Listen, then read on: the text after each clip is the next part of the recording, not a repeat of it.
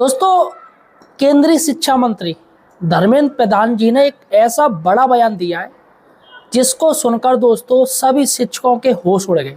जी हाँ साथियों, धर्मेंद्र प्रधान जी का कहना है कि टीचर्स में अब वो वाली बात नहीं रही। जी हाँ, क्योंकि टीचर्स अब अपनी जिम्मेदारी अच्छे से नहीं निभा रहे हैं और उन्होंने एक ऐसी बात कह दी है कि ये जो स्कूल की देखरेख है वो सरकार खुद से हटा के किसी और को देना चाह रही है। अब साथियों सोचिएगा, अभी सरकार के अधीन आप लोग कार्य कर रहे हो, लेकिन आने वाले समय में अगर सरकार स्कूल की बागडोर खुद से हटा के किसी लोकल स्तर पर सौंप देती है और किसे सौंप सकती है, इस वीडियो में आपको बताऊंगा। इससे नुकसान क्या होगा वो भी मैं आपको बताऊंगा। काफ़ी लोग कह रहे हैं कि सरकार ने कह दी कि भैया वेतन सरकार देती रहेगी, लेकिन साथियों वेतन जारी कौन करेगा, वेतन जारी करने का साइन कौन करेगा, ये बहुत बड़ी बात है।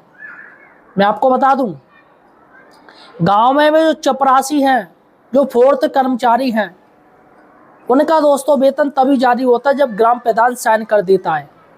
ग्राम प्रधान ने अगर साइन कर दिए तो उनका वेतन जारी होगा, और ग्राम प्रधान ने साइन नहीं किए तो उनका वेतन जारी नहीं होता है। आखिर दोस्तों क्या धर्मेंद्र प्रधान जी सोच के चल रहे हैं, इस वीडियो में दोस्तों आज चर्चा करने जा रहे हैं। अतः साथियों, सही और सटीक जानकारी के लिए आप हमारे चैनल एम्प्लॉयड हेल्पर को सब्सक्राइब जरूर कीजिए।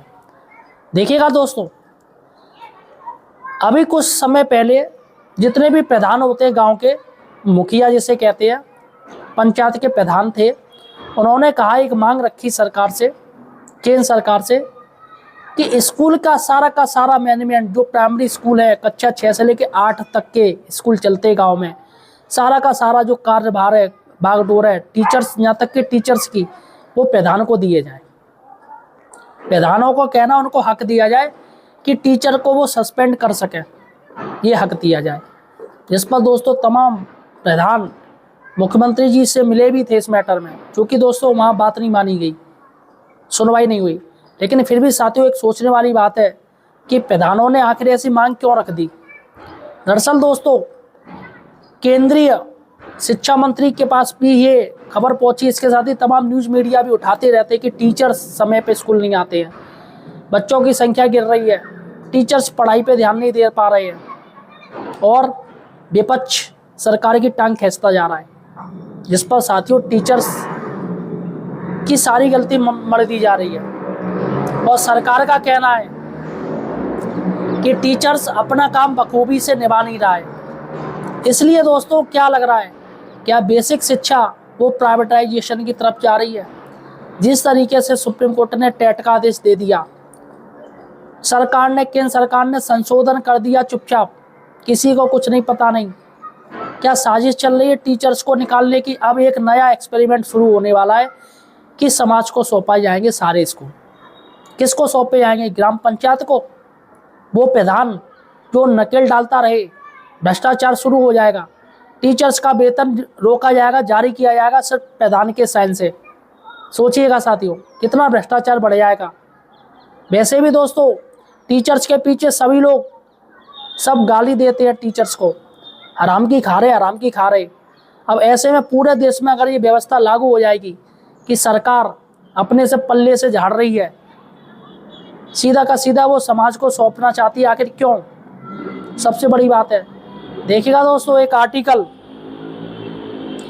देखिएगा, यहाँ साफ साफ कह रहे धर्मेंद्र प्रधान जी कह रहे स्कूलों के संचालन का पूरा जिम्मा समाज को सौंपेगी सरकार। देखिएगा कितनी डरावनी खबर है। अब थोड़ा हम पढ़ लेते कि आखिर क्या कह रहे धर्मेंद्र प्रधान जी। स्कूली शिक्षा को सशक्त बनाने के लिए शुरू किए गए समग्र शिक्षा अभियान के जल्द ही नए चरण की शुरुआत होगी। इसमें 2047 तक विकसित भारत लक्ष्यों को पूरा करने सहित स्कूल के संचालन की व्यवस्था को लेकर भी बड़े बदलाव की तैयारी है। केंद्रीय शिक्षा मंत्री धर्मेंद्र प्रधान ने शुक्रवार को इसे लेकर एक खाका पेश किया और राज्यों से सुझाव भी मांगे। नई व्यवस्था के तहत स्कूलों के संचालन का पूरा जिम्मा समाज के पास होगा, यानी समाज अपने अनुसार चलाएगा। अब समाज का अर्थ क्या है, जरा इसको भी बताते। ये सीधी सी बात है कि ग्राम पंचायत के अधीन ये स्कूल रहेंगे, जो आपके अध्यक्ष जी हैं, आपकी जो एसएमसी है, पूरी एसएमसी गठन होता है, वो सारी की सारी इसको चलाएगी, जिसमें प्रधान भी जुड़े होते हैं। तो यहाँ पर साथियों सबसे बड़ी बात है, जबकि सरकार सिर्फ वेतन और व्यवस्था देगी, सरकार वेतन देगी, लेकिन अभी ऑनलाइन अटेंडेंस में बात की जा रही है कि अगर शिक्षक एब्सेंट होता है तो उसका वेतन भी काटा जाएगा। तो ऐसे में साथियों सबसे बड़ी बात है कि जो टीचर्स इतनी दूर दूर जा रहे हैं उनको वो कैसे वो नौकरी कर पाएंगे। तो फिलहाल सरकार को ये देखना चाहिए कि शिक्षकों को ज़्यादा से ज़्यादा उनके घर के नज़दीक ही विद्यालय दिए जाए, तो ये व्यवस्था लाए तो अच्छा भी है। लेकिन आप ऐसे बिना किसी तैयारी के साथ सीधे सीधे शिक्षकों के ऊपर थोपा जा रहा है, ये गलत है। केंद्र ने यह पहल तब की है जब नई राष्ट्रीय शिक्षा नीति के अमल को 5 साल पूरा हो गया है। समग्र शिक्षा अभियान का मौजूदा चरण भी 31 मार्च 2026 को समाप्त हो रहा है। इस अभियान के चलते पिछले कुछ वर्षों में स्कूली शिक्षा में इंफ्रास्ट्रक्चर और गुणवत्ता दोनों स्तर पर काफ़ी सुधार हुआ है। बावजूद इसके लर्निंग आउटकम बढ़ाने, परीक्षा के बोझ को कम करने, 12वीं तक 100% सकल नामांकन अनुपात जैसे ऐसे कदम हैं जिससे सामाजिक जुड़ाव को बढ़ाए बगैर हासिल नहीं किया जा सकता है। मंत्रालय ने इसी सोच के साथ अब स्कूलों के संचालन की पूरी व्यवस्था में बदलाव का फैसला लिया है। इसे लेकर एक मसौदा तैयार किया गया है जिसमें स्कूलों के संचालन के लिए समाज के प्रबुद्ध वर्गों की समिति गठन की जाएगी। तो यहाँ पर साथियों सबसे बड़ी बात है कि सरकार आखिर ऐसा कर क्यों रही है? क्या सरकार को टीचर्स पे भरोसा नहीं है? यहाँ साथियों अब ये कब हुआ, ये कब मुद्दा उठाए, मैं आपको बता दूं। केंद्रीय शिक्षा मंत्री श्री धर्मेंद्र प्रधान जी द्वारा कल की ये बात है दोस्तों, कल की 8 जनवरी दिल्ली में एचआरडी मंत्रालय की मीटिंग करने के बाद कहा कि बेसिक स्कूलों में कम हो रहे नामांकन और घटती गुणवत्ता के दृष्टिगत समग्र शिक्षा अभियान के अंतर्गत बेसिक स्कूलों का संचालन व प्रबंधन स्थानीय स्तर पर पंचायत या समाज के वरिष्ठ जनों की समिति को सौंपे जाने की योजना है। सो सीधी सी बात है, ग्राम पंचायत को सौंपी जाएगी, यानी कि ग्राम प्रधान को दिया जाएगा। अब देखिएगा दोस्तों ग्राम प्रधान किस तरीके से ये चलाएंगे, टीचर्स को प्रताड़ित करेंगे, ये सबसे बड़ी बात है, जिसे पहले कुछ समय लागू किया जाएगा, बाद में इसके परिणाम को देखकर व्यापक तौर पर लागू करने की योजना है। तो पहले ये चरण में कुछ ही रखी जाएगी, इसका ट्रायल होगा, अगर ट्रायल सही जाता है, फ़ायदा सरकार को पहुंचता है तो इसे आगे बढ़ाएगी। ये कहने की बात है दोस्तों, ये सारी एक बार में ही व्यवस्था लागू कर देगी सरकार। बेसिक शिक्षा का निजीकरण करने की दिशा में भारत सरकार का यह कदम है। इसका विरोध होना चाहिए, परंतु करेगा कौन? इतने संगठन और उनमें गुट बन गए हैं, सभी को सिर्फ अपने अलावा दूसरा पसंद ही नहीं है। शिक्षक भी इन विभिन्न संगठनों और गुटों को बढ़ावा देने में पीछे नहीं, इसलिए अब भविष्य भी स्थिर और सुरक्षित नहीं है।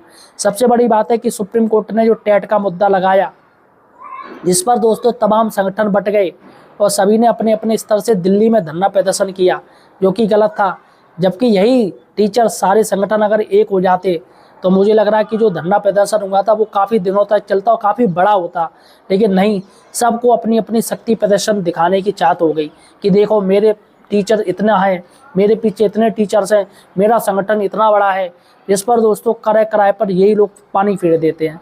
फिलहाल मरना शिक्षक को है, और शिक्षक आज भी एक नहीं, और ना ही मुझे लग रहा है कि आगे के समय में शिक्षक एक हो पाएगा और सरकार पूरा फायदा उठाएंगी। अब दोस्तों सबसे बड़ी बात है कि ये लोग शिक्षकों से जलते क्यों हैं? समाज भी जलता है, जिसकी वजह छुट्टियाँ, कि शिक्षकों की जो छुट्टी पड़ती है उसमें सबके ऐठ मरोड़ उठने लगते हैं। लेकिन साथियों क्या छुट्टियाँ टीचर्स के लिए होती हैं? ये लोगों को समझना पड़ेगा कि ये जो छुट्टियां पड़ती हैं गर्मी की, सर्दियों की, वो छोटे बच्चों के लिए होती है, ये टीचर्स के लिए नहीं होती है। देखिएगा एक लेख मैं आपको पढ़ के सुना रहा हूँ, अच्छा लगे तो कमेंट सेक्शन में ज़रूर मुझे बताइएगा कि ये लेख कैसा था।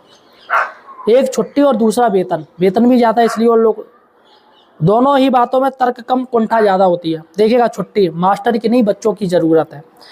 सबसे पहले यह भ्रम दूर कीजिए कि शिक्षक छुट्टी लेता है। यह सच है कि छुट्टी बच्चों को दी जाती है, शिक्षक को नहीं। अब जरा ईमानदारी से सोचिए, क्या आपको पता है बच्चा 365 दिन लगातार पढ़ सकता है? छोटा बच्चा नहीं, बिल्कुल भी नहीं पढ़ सकता है। क्या मशीन भी बिना रोके चलती है? नहीं, मशीन को भी रोकना पड़ता है। अगर बच्चे को बिना छुट्टी पढ़ाया जाए तो वह विद्वान नहीं बल्कि मानसिक रोगी बन जाएगा।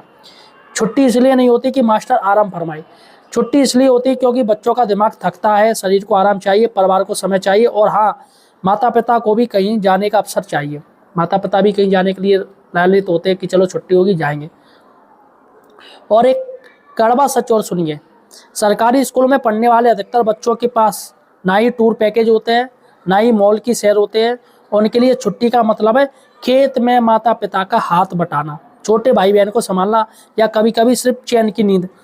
अब आते हैं असली मुद्दे पर। आज़ादी के 70 साल से बाद भी 70 से ऊपर हो गए। देश में ऐसे हजारों सरकारी स्कूल हैं जहां ना ढंग की इमारत है, ना बिजली है, ना पानी है, ना शौचालय। ऐसे में अगर भीषण ठंड में, लू में या मूसलाधार बारिश में स्कूल बंद होता है तो वह अयासी नहीं बल्कि मजबूरी है। भैया करना पड़ेगा, इतनी तेज धूप है, बारिश हो रही है, सर्दी है। और हाँ, अगर आपको लगता है शिक्षक बहुत खाली रहता है तो सरकार एक काम कर सकती है, अवकाश में शिक्षक को किसी और विभाग में ड्यूटी दे दीजिए। जैसे कभी जनगणना, कभी चुनाव, कभी सर्वे, कभी आपदा। शिक्षक भी खुश, जनता भी संतुष्ट। लेकिन अब शायद शिकायत यह होगी, मास्टर हर जगह क्यों घुसा रहता है। सीधी सी बात है, वेतन के लिए। जलन का सबसे बड़ा कारण है वेतन, इसलिए लोग जलते हैं। अब आते हैं वेतन पर। शिक्षक ही शायद वह सरकारी कर्मचारी जिसका वेतन पूरी तरह जनता को रटा हुआ है। क्यों? क्योंकि वही आसान निशाना है। शिक्षक का ग्रेड पे 4200 से शुरू होता है। इसी ग्रेड पे आते हैं मार्केट इंस्पेक्टर भी आते हैं, बाट माप निरीक्षक भी आते हैं, और ना जाने कितने लोग आते हैं 4200 ग्रेड पे में। विभागीय इमारती, अब जरा तुलना कर लीजिए उनका रहन सहन, उनकी गाड़ियाँ, उनके मकान और शिक्षक की हालत। एक शिक्षक की हालत देख लीजिए, क्या है? कुछ भी नहीं है। जबकि वही लोग ऊपरी आमदनी करते हैं, करोड़ों करोड़ रुपए उनकी अर्निंग होती है। शिक्षक के पास वेतन के अलावा कुछ नहीं होता है, ना ऊपर की कमाई, ना नीचे की गुंजाइश। अगर शिक्षक को भी स्टेटस बनाना हो तो वह अकेला कभी नहीं बना सकता है। पति पत्नी दोनों सरकारी में हो तभी बात बनेगी, वरना नहीं। और एक बात साफ साफ समझ लीजिए, आज आप जो पोस्ट पढ़ रहे हैं, लिख पा रहे हैं, बहस कर पा रहे हैं, वह किसी न किसी शिक्षक की मेहनत का ही परिणाम है। किसी न किसी शिक्षक की वजह से आप एक अपने पद पे पहुँचे हैं। अगर आप शिक्षक नहीं बन पाए तो दोष अपने भाग्य को दीजिए, अपनी मेहनत को दीजिए, शिक्षक को नहीं। सरकारी स्कूल और गरीब बच्चे, सच्चाई जो दिखती नहीं। सरकारी स्कूलों में पढ़ने वाले बच्चों की आमदनी इतनी नहीं होती कि इस कड़कड़ाती ठंड में हर साल नया स्वेटर खरीद सकें। कई बच्चे ऐसे होते हैं जिनके पास फटे जूते होते हैं, जिनकी उंगलियां ठंडे से सुन्न हो जाती हैं, जो एक ही स्वेटर को 3 साल निकालते हैं।